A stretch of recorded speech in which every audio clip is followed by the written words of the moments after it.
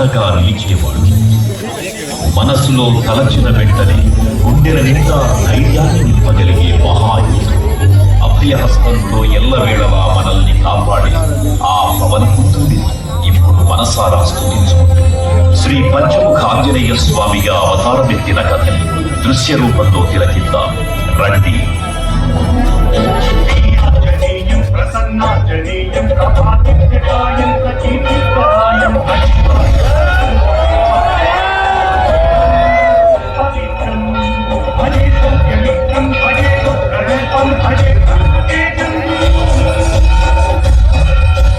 అది రామాయణ మహాయుద్ధం భీకరంగా సాగుతున్నది.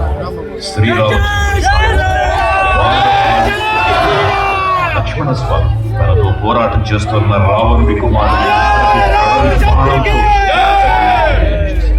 ఇంద్రజిత్ మరణపడుతున్న రావణుడు ఆవేశంతో ప్రతీకారం కోసం పాతాళ లోకాధిపతి తన సోదరుడు అయినటువంటి మహిరావణుడి సహకారం కోరాడు.